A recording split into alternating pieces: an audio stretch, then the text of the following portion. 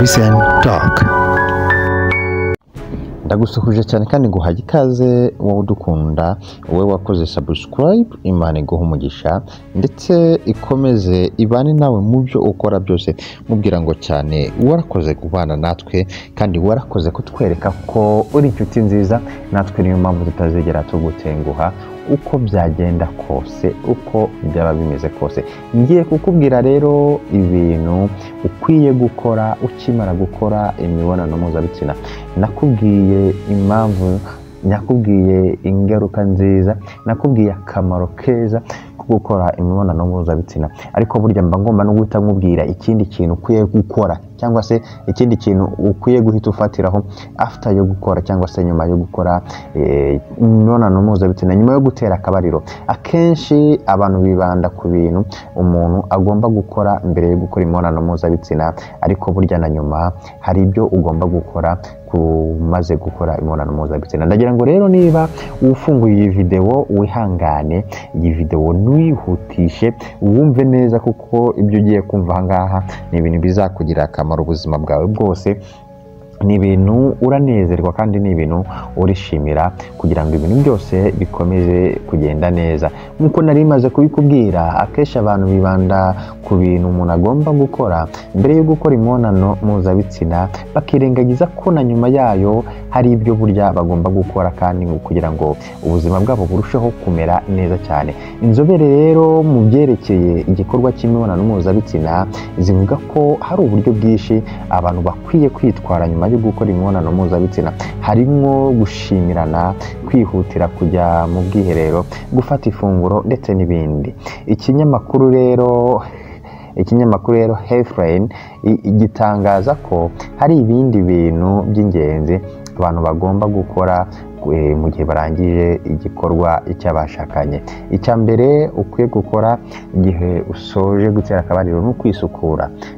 Kwisukura. Inzobere rero mu bijyanye n'imibonano mpuzabitsina, akaba n'intumwa y'umuryango w'Abanyamerika wita ku buzima bushingiye ku mibonano mpuzabitsina, avuga ko nyuma yo gukora imibonano mpuzabitsina ikintu cya mbere uba ugomba gukora ari ukujya muri dushe ukoga, cyangwa se ugakaraba, cyangwa se ugakura dushe, bitewe n'uburyo ushobora kubyumvamo cyangwa se bitewe n'uburyo ushobora kubivugamo. Ngo by'umwihariko ugomba koza ibice by'ibanga ukoresheje amazi y'akazuyaze, cyangwa se ukabihanaguza agatambaro gafite isuku. Ati ibi bintu ibi ngibi iyo ubikoze bituma wumva uguwe neza, kandi bikakurinda kwandura mikorobe ndetse nk'iyitwa iturisi, ndetse igutera ububabare. Urumva ko rero uba ugomba kwisukura kandi ukamera neza, ugakaraba. Nicyo kintu cya mbere uba ukwiye gukora nyuma y'uko ukora imibonano mpuzabitsina. Kwambara ikariso cyangwa se ku bagore irekuye akayaga, cyangwa se ituma akayaga kinjira iyo ngiyo, maze ibintu bikagenda neza. Uyu mushakashatsi rero akomeza avuga ko nyuma yo gukora imibonano mpuzabitsina ari byiza ko uhindura umwenda w'imbere, kandi ugahitamo ituma ibice by'ibanga byinjiramo akayaga maze igahumeka, cyangwa se akambara iya koto kandi itamuhambira ku matako cyangwa se ngo imufungane. Ukambara umwenda nyine usukuye kandi utuma ibice byawe by'imbere cyangwa se imyanya y'ibanga yawe ihumeka neza, maze ukarushaho kugira ubuzima bwiza. Kuganira rero n'uwo mwakoranaga imibonano mpuzabitsina nabyo ni ikintu cyiza cyane uba ukwiye gukora nyuma y'aho mumaze gusoza ibyo mugomba gusoza. Ni amakosa rero kuba warangiza gutera akabariro ugahita uhaguruka ukigendera, cyangwa se ugahita urangarira muri telefone hatabayeho ikiganiro cya nyuma yo gutera akabariro, mu cyongereza bita pillow talk. Muri iki kiganiro aho buri umwe ababaza mugenzi we uko igikorwa cyagenze, imibiri yanyu mwembi irekura umusemburo urema urukundo hagati yanyu witwa oxytocin. Inzobere mu bijyanye n'ubuvuzi bw'indwara z'imitekerereze akaba n'inzobere mu bijyanye no kugira inama abafite ibibazo mu bijyanye n'imibonano mpuzabitsina. Avuga ko ibiganiro bya nyuma y'imibonano mpuzabitsina byongera ubwizerane hagati yanyu mwembi. Yakomeje avuga ko mushobora no kuganira ku byifuzo byanyu by'ahazaza hanyu, intumbero ufite kuri uwo muntu cyangwa se n'ikindi cyose mubona kibafitiye akamaro mwembi, mwamara kukivugaho mukakiganiraho ndetse mukagifatira n'umwanzuro. Ikiganiro mugiranye nyuma y'uko mukora imibonano mpuzabitsina ni ikiganiro aba ari cyiza cyane, ndetse ni ikiganiro buri wese kiba kimuhora mu matwi, kandi ni ikiganiro cy'ingenzi cyane kubera ko buri muntu wese aba afitiye urukundo mugenzi we, ibintu biba biryoshye, biba bimeze neza cyane.